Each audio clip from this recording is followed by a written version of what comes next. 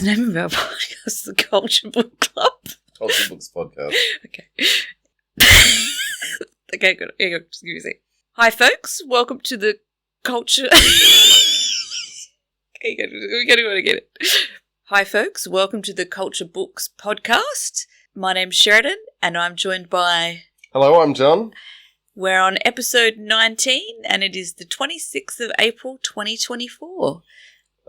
Episode 19 of Season 3, covering use of weapons. Correct. Yes. This is why I don't do the intros. No, yeah, it's been quite funny. We might just leave them all in. Okay, so what do you do at this point in the show, Sheridan? At this point in the show, you have 30 seconds to recount what has happened in the book thus far. I just want to say quickly, a quick apology for the audio quality. Last episode, some new equipment did some unexpected things, but hopefully that's all going to sound much better this time around. Fingers crossed. Okay, so I'm recapping the book thus far, yeah? Mm-hmm. Okay. 30 seconds. Yeah. 3, 2, 1.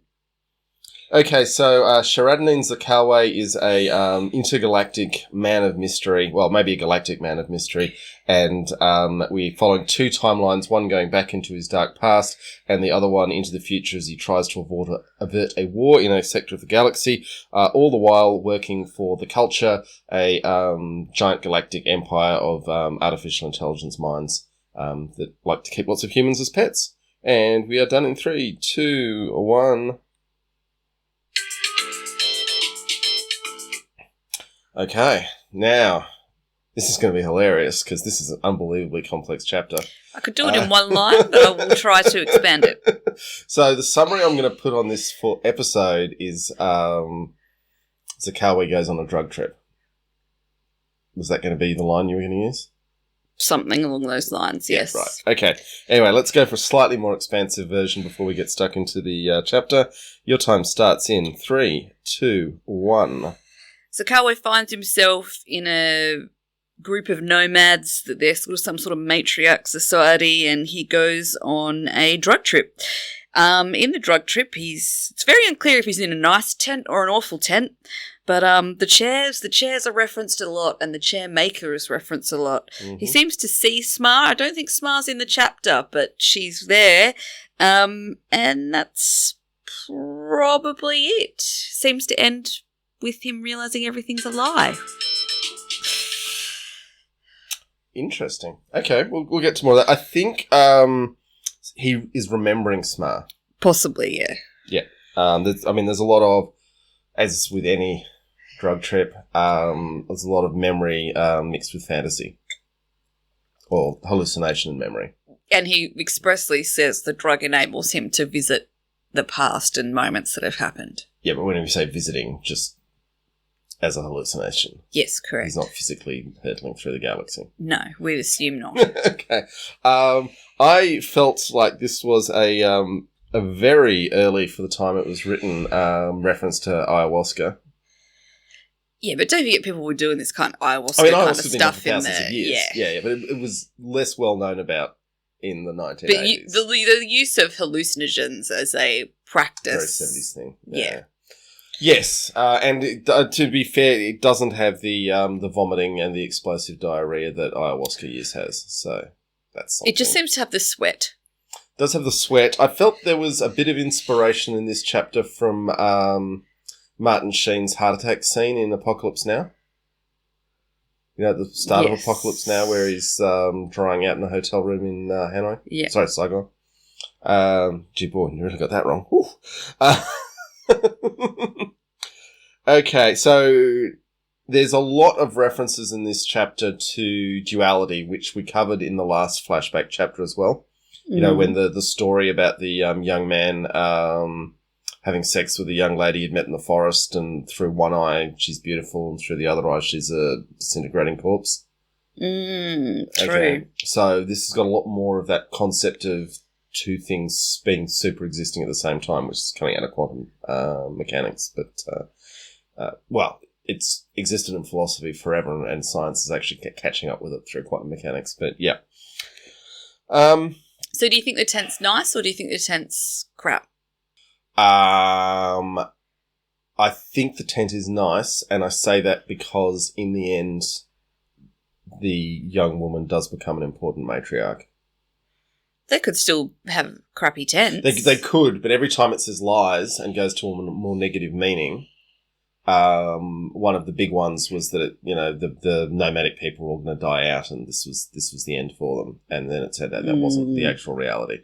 So that's just, I guess, my reading of the text. That the negative view is actually the hallucination. I mean, the cool tent sounds like one you would want to have acid in. Yeah, but I mean, if you're going on this sort of trip, all you really need is a straw bale to, sack out on. I think a bit of comfort helps. Okay, I'm not going to read the first paragraph because I don't think it's that interesting, but the second paragraph I really loved. A dark crop of stars reached out towards him, picked him up softly between vast fingers like some delicate ripe fruit. In that immense enfolding he felt deliriously sane, and understood then that in an instant, any instant, and with only the most minute of efforts, he might understand everything, but did not desire to. Feeling of anyone who's taken acid. Yeah. But a beautiful description of it. At least, a good trip anyway. It goes a bit off the rails, this one. Why do you say that? Well, the whole referencing to seeing the chairmaker and all that doesn't sound very fun. He does keep trying to get back to that place though. We don't know who the chairmaker is yet, do we? Well, a chairmaker is Livuetta. Yeah, but that seems to have... So in terms of the text that we've covered so far, the only chairmaker we're aware of by name is Livuetta. She made a chair. But this sounds like a different one, though. It does, yes. Yeah. But remember, we're dealing in dualities here. But I thought she wasn't referred to as the chairmaker. It's just that she made a chair. Yes. Yeah, look, I can promise you that by the time we get to the end of this book, you will know who the chairmaker is. Okay. But you definitely do not want me to spoil it for you now. Cool. Okay, so we've got this tent, we've got this desert. Now, here's a little note for our audience. There's just a line here that, his uniform being folded up. His hair was short. Now, there's a whole little school of scholarship. The opening prelude to this where he's driving around in the half-track and drinking booze and firing guns with his army mate. Mm. And it's uncertain at what point in his timeline that prelude takes place. Mm. And a lot of people say, he's got short hair. That can only happen because he's always described as having long hair in the book. So it happens after the events in the final chapter. And this shows that he can have short hair at different points. He's capable of cutting his hair and growing it again. Right. But that prelude has to happen after the culture's regrown his body. So it isn't this episode with short hair. Okay. Because the fragment of bone that was lodged in his heart is gone. Had gone. Yeah. Okay. So anyway, just noting, Zakalwe can cut his hair. Some people thought that maybe he couldn't, but he can. Okay. I'm down with that. All right.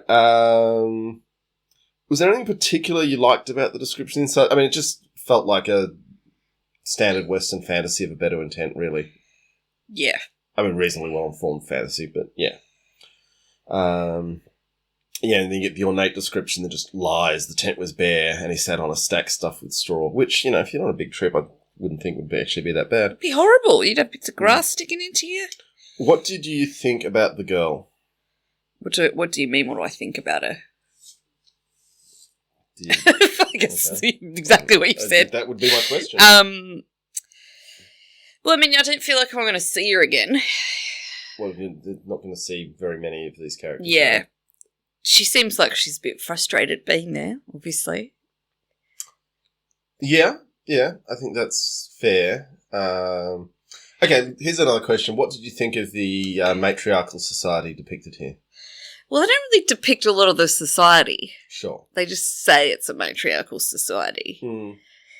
I mean, some of the language about, taking pride in your cunning daughters. Yeah.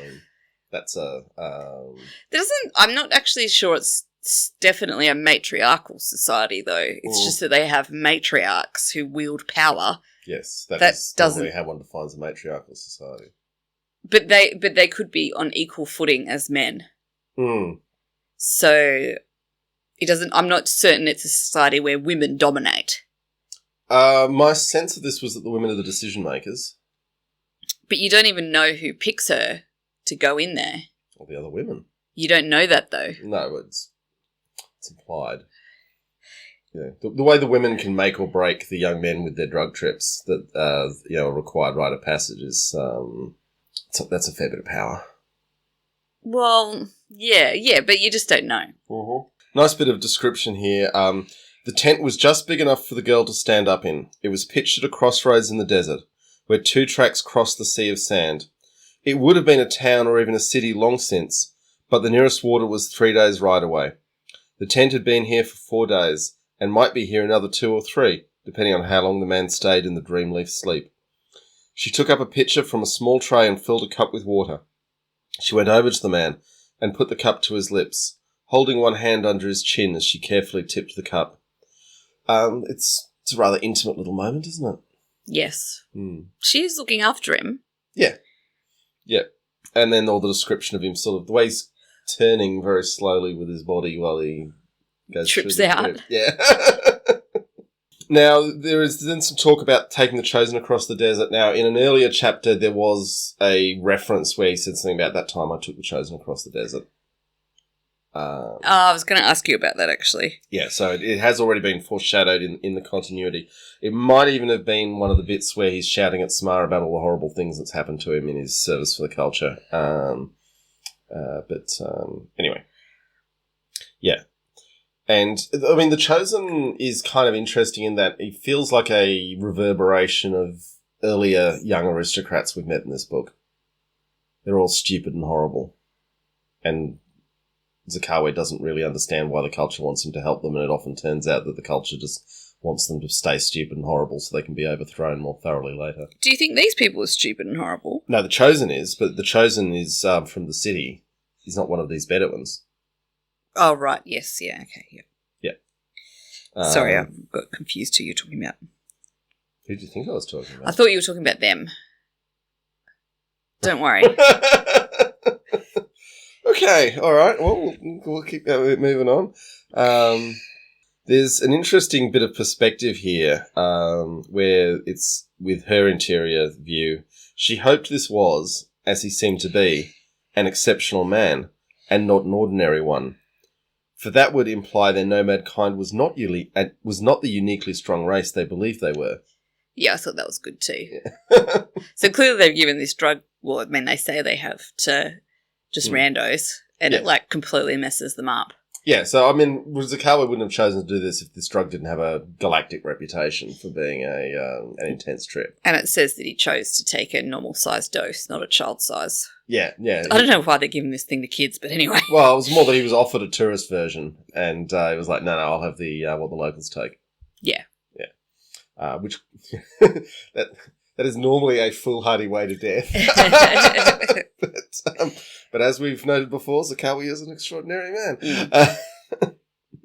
Possibly even a Gary Stew. Another line here. It was, she reflected, a pity that this man was not one of their own kind. He might have made a good husband, and sired many strong sons and cunning daughters. And then talking about how their marriages are made in the Dreamleaf tents. And again, I'm getting to this idea of the power of women in whatever society they're talking about here. It almost reminds me a little bit of how young people in Iran have gotten around the ban on dating, which is that the only place young men and women are allowed to be together is in taxis, when the young man's the taxi driver. So every young man in Tehran gets himself a taxi and just drives around. But it means that the women just look at the taxi drivers they want to meet and have complete control. And if they see one they like, they'll hail them and then they can hang out. But clearly they can get married in other ways. Yes. Yeah. But again, the power that these women have to choose their partners via. But how do you know that is a statement that the women have the power in the relationship? Well, it could be that dudes choose the women in the Dreamleaf state. Well, they're not choosing anything. They're just looking at pretty colours and counting pink elephants. Yeah, the women are the ones deciding if they're going to give them water or not. They could just leave them to die if they think they're... I don't think they're allowed to do that. It sounds like Well, no, it does imply that, like, you kind of trained how to, like, care for people as they go through this journey. Yeah. And this is, like, her first one. Okay, well, I'm sorry this is insufficiently feminist for you. Well, I'm just saying, I'm not saying it's anti-feminist. I'm just saying that maybe it's not this, like, women rule the world society that you think it is, and maybe it's a more egalitarian society. Maybe, but this anyway, I still think it is an unusually feminist take on a culture in a genre that is normally dominated by fascist fantasy. Well, as we've already established, I don't read much of the genre. Because it's usually fascist fantasy. But yeah, okay. So I guess tick, but I don't have much to compare it to. Okay. And then he's contemplating the nature of the universe, which is I'm telling on myself here, but I remember an acid trip where the whole universe seemed to be made up of fractal shapes, and he starts thinking about the nature of the universe as explained to him by Smar, and the culture, which is all very quantum mechanical and seventh dimensional, and all the things physicists at that level still do think about how reality might be comprised. The science has moved on a bit in the last 40 years, but the fundamental maths is still quite similar. I'm sure there's someone who's going to tell me how wrong that is. But anyway, at a very basic level. Well, what did you think of Smar's definition of the universe then? I assume that's what she's describing. Yes. I mean, it was pretty trippy. Once you start getting into 7-dimensional space, the possibilities really start to explode. And it's one of those things that until someone actually gets some test evidence, that's a nice theory. And you get a lot of these in physics where it's like, well, you've created a model of a universe, but you haven't proven it's this universe. Yeah. With the Higgs boson being discovered, and Peter Higgs died just the other day. Apparently he was a quite decent person as these things go. But literally when they submitted the work to about the Higgs boson possibly existing that led to the building of the Large Hadron Collider, there were 2 other teams that basically submitted the same work at the same time. But Higgs was the only one who had an editor at the journal who said, well, this is a nice theory, but what would your testable result be? And that was when they came back and saying, oh, well, if you could test it by finding the existence of this boson. And if that editor hadn't said, what's the testable, then the boson wouldn't be named after Higgs and he wouldn't have won the Nobel Prize. And, Cool. So it is important to be able to say at some point, this theory is supremely elegant, but how can we prove it's real? And similarly, this vision of the reality is very much state of the art for the 1980s, and I lack the maths or the physics to take it much further than that. I wouldn't have understood it if you did. Yeah, well, we got a lot of nerds in our audience. I did like this line. He searched for meaning, found ashes. Where does it hurt? Well, just here, actually. A wrecked summer house, smashed and burned. No sign of a chair. So the summer house has to be the house they had when they were kids, right? What was the summer house was in the garden of the yeah. estate they lived in as kids. Yeah. And that we read about young Major Zakalwe driving a tank to go blow up a summer house. Yeah. So why was there no chair in his hallucination? Interesting. Yes. I like this description Smar had about the throne being the ultimate symbol of power in many cultures. I've never really thought about it in that way, that you it's obvious, right? You elevate it, all that stuff's obvious, but the actual sitting element of it. Well, and the unnatural nature of sitting is something that, everyone's been struggling with the fact that we spend most of our lives sitting and our bodies just aren't designed for it. I thought that was good. I really did like the offhand description of the barbarity of this planet Earth that we live on. embedded in there, like, you know, and then they execute people in these thrones. Oh, that was... and then they've got laws against cruel and unusual punishment. So I felt that was a very, very overt reference to the United States. Yes, that's uncommon in Yeah. Banks' these novels. Yes. He must have been quite angry about that at the time. Really, really been, peeved about it. Which, I mean, and fair enough. You know, for those of our audience who don't know, the US is currently in a really weird dance where the pharmaceutical companies who, you know, happily sold gas to the Nazis, are refusing to sell the US penal system the drugs to administer executions. You know, so we're not talking about the most moral organisations in the world. Well, one may argue that they might have learned something, yeah.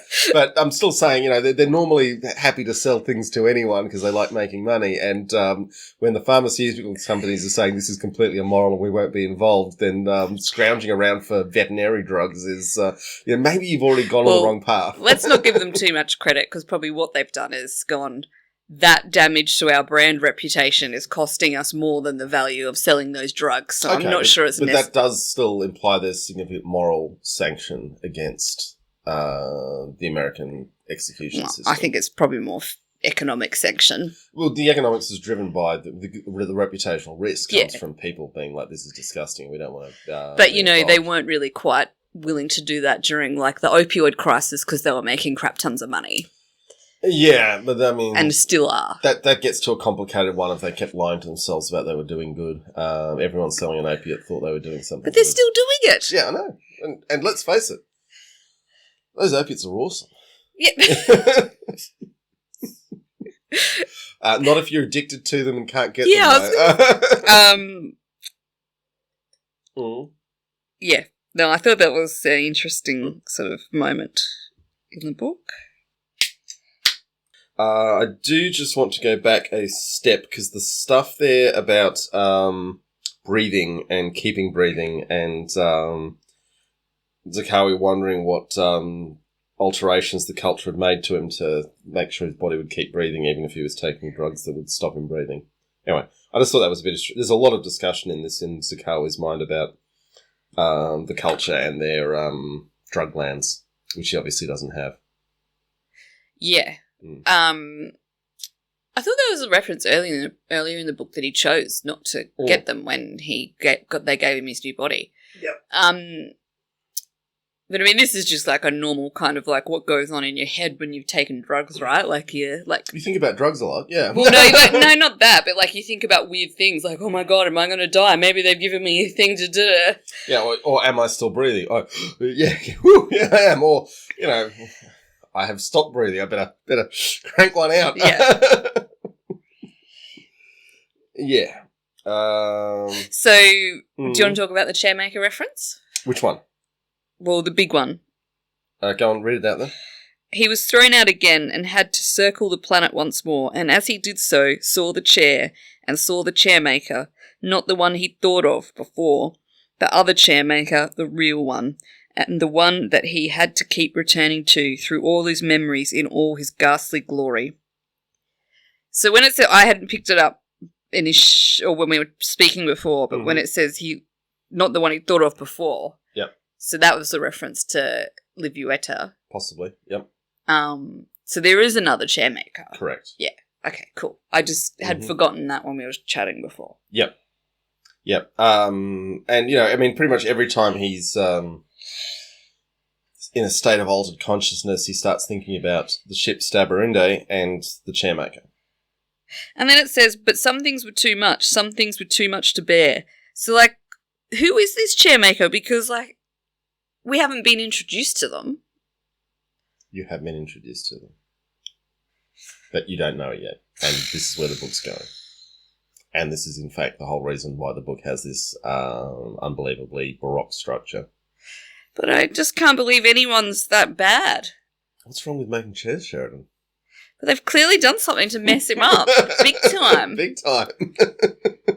Yep. Okay. Well, you know, we just need to keep reading the book, and we will resolve this. Okay. We've only got like 4 more chapters. Well, see, in the Kindle version, the chapters are together. Yeah. Yes. We probably actually have about 10 more episodes in this book. But hopefully we'll get it done by Christmas. Oh, is there another? Oh, there's other chapters. There's some stuff after the end. Yeah. I think we'll get it done by Christmas. I hope so. Yeah. We've got Accession to get into. I mean, really. Is that the next book? We will find out more about the Chairmaker, trust me. Okay, now, did you get that the boat that he keeps thinking about, that's the Staberinde? Okay, I hadn't thought about it. Sorry, that's a little spoilery on my part, sorry about that. I don't think it's mentioned by name in this chapter, but it's the big ship that he was dreaming about in plenty of other occasions. Right. So we're doing this episode with nowhere to put... Oh, you can put your drinks down over there. Anyway, I've got nowhere to put my drink down, which is really throwing out my... To be fair to me, I've just... You kept pouring, spilling it, yeah. No, to be fair to me, so I've just put my drink on a couch. It's empty. I wouldn't have put it down there if it had any liquid in it. Sure. That's funny. I had highlighted that exact paragraph you did, so yes, that's an important one. Then we get a bit of talking about the Chosen and the desert and what he's up to. All he'd done was take the Chosen across the waste to the palace. Why had they wanted the Chosen to get to the court? It seemed absurd.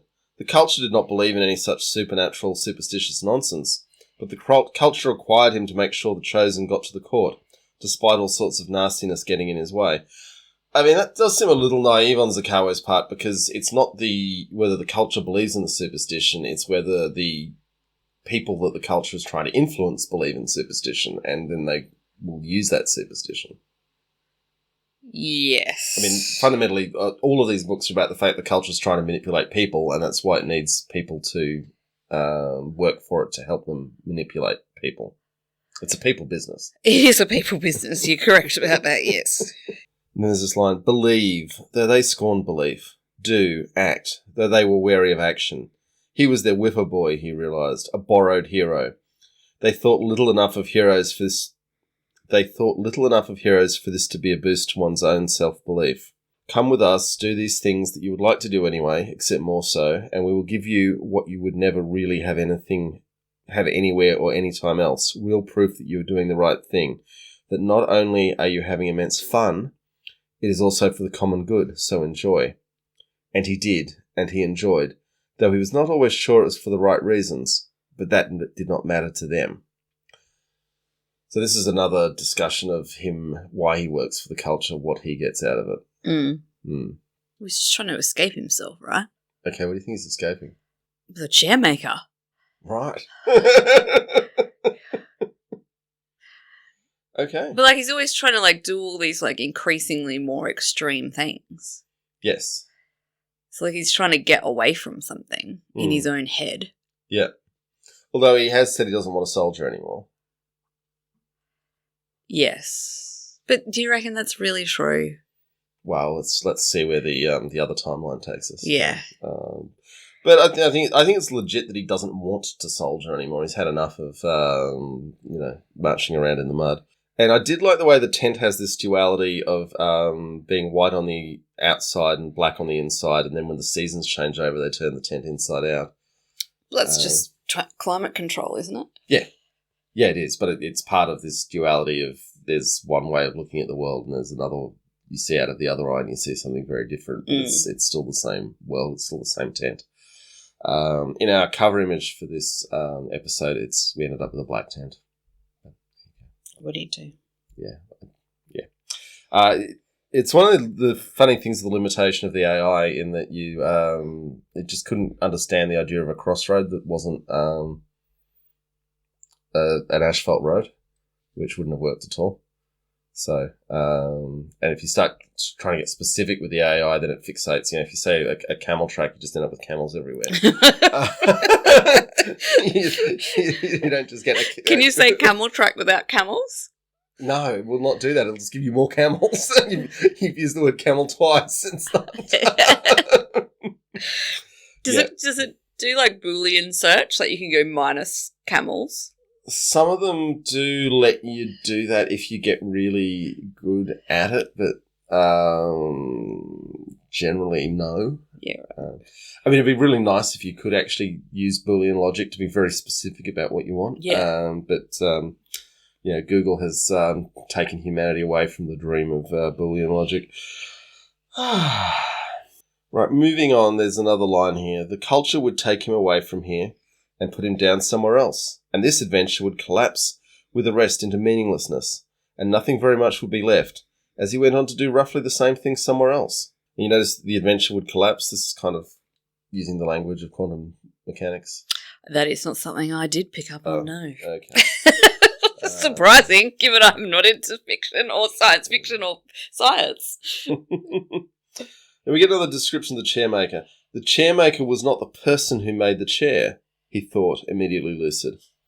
It was and was not him.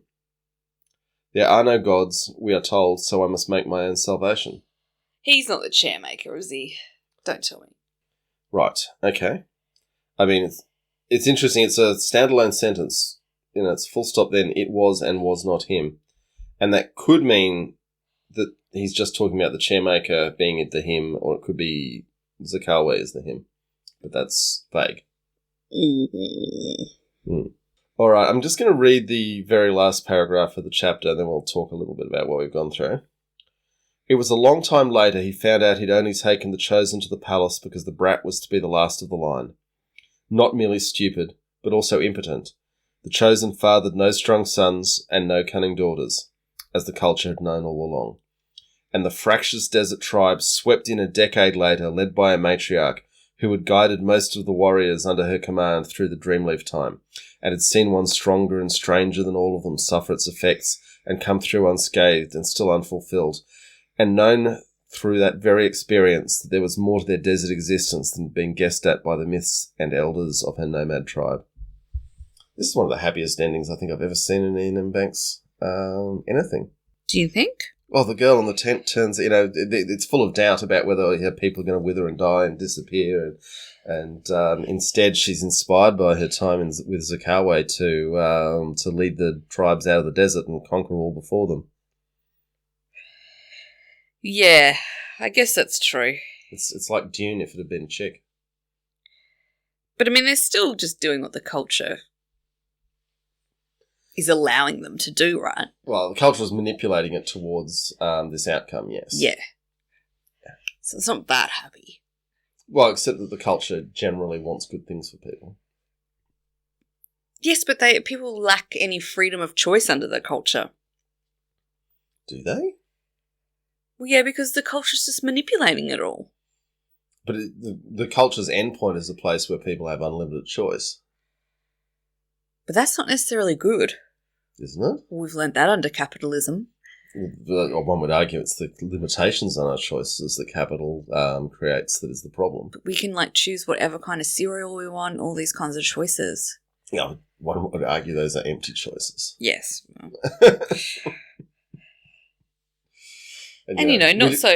We don't have so much of a choice as whether we go to work. Well, I guess we do. We all just work from home and don't do anything. But, It's not so good for this chosen one. He didn't end up going out too well. He was a real piece of work, wasn't he? It does seem to be that way. So the bad guy gets his comeuppance, and the good girl gets becomes the leader and leads her people to glory. Yeah, I mean, I guess it isn't happy ending. You're probably right. It does not. I mean, look, to be honest with you, it's of no real consequence to me because I'm not going to see her again. No, but I mean, I thought it was an interesting way to resolve the dualities. The whole chapter is all about is he in a gloriously decorated tent or is he just sitting on some straw? Is she the future leader of a great people, or is everything ashes and dust around her? True. And then we do get an end to the story and an answer. Yeah. Well, you've got two characters. I'll go the girl. Maybe I should go the tent. I feel like the tent is kind of a character. I mean, the chosen, kind of. Smar's thoughts on the death penalty were nice, but a bit too much of a small part there. I mean, Smar basically was acting just as the voice of the culture. Yeah. In that bit. Yeah. Okay. Any other thoughts on this chapter? What you've learned from it? This is the end of An Outing, this section of the book. Yes, So- because we're going on to the next bit, and it's called remembrance. Yep. Do you say remembrance or remembrance? No, you run it together like Edinburgh. It's, Yeah, I've remembrance. realised I've been saying that in a very Australian way all my life. Remembrance. Oh. You remember? And then Beer. you answer. Yeah. Okay. Cool. All right. Well, I think we are done with this episode. Thanks, folks, for listening. We do appreciate it. I've also realised we've got this hardy crew who listen as we release new episodes, and then over the life of the podcast, people in particular will actually do it as we intended, picking up the book and reading chapters. Probably the smarter way, really. Yeah, but it's really two audiences, and someone in 3 years' time is going to be listening to this episode, so that's kind of nice. God, I wonder what will be happening in 3 years. Well, hopefully the internet still exists and humanity as well. Yeah, but I mean, we could have had another COVID by then. Yeah. Donald Trump could be president. Donald Trump could well be president by the time that future listener is listening. Donald Trump could be going for his third presidency. Third term. Yeah. Anyway, send us an email, future person. Tell us how things are working out. And on that note, we will be back in the not too distant future, hopefully. Thanks, folks.